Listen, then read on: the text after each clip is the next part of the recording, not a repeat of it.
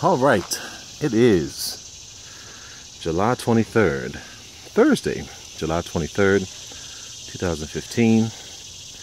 And today we're going to talk about workarounds and mistakes. So as you see here, we have one hell of a composite beam. This is 4 layers of the 1x9 Doug fir that's laminated.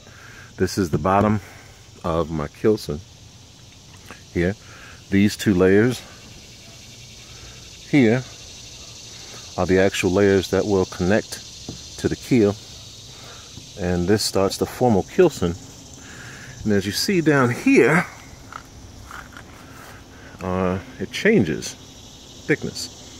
So, like I said, those first 2 layers are the attachment point for the actual keel. And then, starting with these 2 layers, began the actual Kilson. And so, I've just finished laying up the 2 longest boards in this entire process, which are 53 feet, 4 inches long. And let me tell you, they were a beast. As I mentioned before, the first one I attached by myself, and it attached to this 27-foot member from frame 29 down to frame 12. So it is about 27 feet long itself. The second one, however, so imagine this. So we've got to glue zoom in here, a 53-foot long piece to a 27-foot long piece. So I could do that by myself because that was approximately 54 feet of gluing. Now, to glue 2 53-foot pieces to themselves in the hot summer without the epoxy setting up was quite a chore, quite a task. So I couldn't do this one by myself, so I got a helper, and we did it yesterday afternoon. After the sun kind of wasn't like this, and it came up pretty good. So I want to talk about workarounds. So as you see, plenty of clamps. Now I did not have enough clamps to do the entire thing, and these clamps in the middle would be all 6-inch clamps, because you've got 1.5 inches there plus 3 inches. They would have had to be quite large.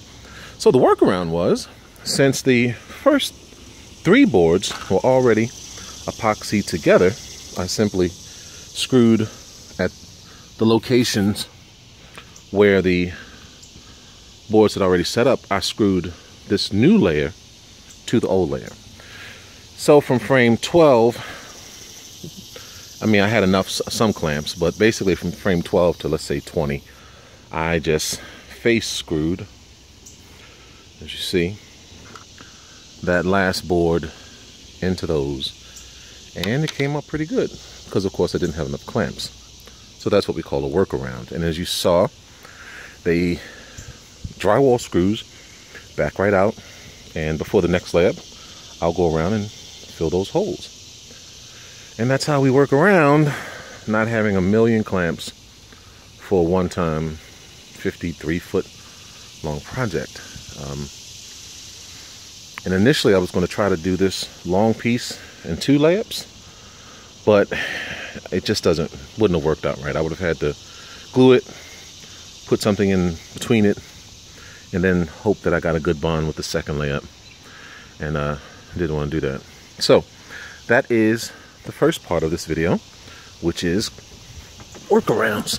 Now, the second part, we're going to talk about our mistakes. So I want to share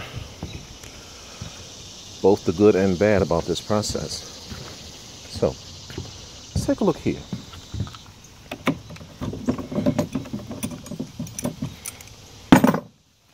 That's a damn near perfect scarf joint. You can see that. Totally blends in, right? Good fit. Now, let's go to a shitty scarf joint. I don't know how I missed this one, but you can see there's light. Where's it at?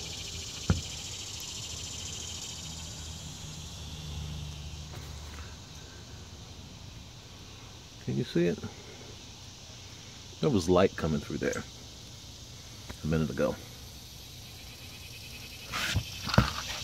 Maybe I'm standing in the way.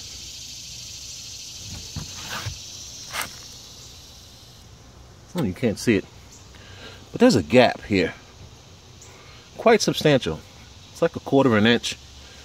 It fades down to 0 over about 3 inches long. And that really sucks. I'm gonna have to fill that with thickened epoxy, probably tape it from the bottom, pour epoxy in to fill that void. And that one sucks. But for the most part, the scarf joints are looking pretty good. And this beam, let me tell you, you may not, you can't tell via video, but it is one hell of a strong structural member right now. So at the back of the boat, we get 2 more inches. Not 2 more inches, 2 more layers from 33 down to here. And that's these 2 pieces. So at this location, we're going to have 1, 2, 3, 4, 5, 6 pieces of Doug fir, which make up the stern of the boat, or the stern of the keelson. And let me tell you, that's going to be quite awesome. So here at frame 29 is where my skeg ends. So basically, from frame 29 back to 33, it's only 4 pieces, 3 inches thick. And that's because those 2 stop. Those 2 bottom pieces stop at frame 29, because that is the end of the keel. That's where the skeg starts, actually. And then behind that is the rudder. So that's why this is a little more beefy than the rest of it. And she is coming along quite well. Sorry for the piss poor video, but the sunlight seems to be messing, or rather my autofocus it seemed to be messed up by the sunlight.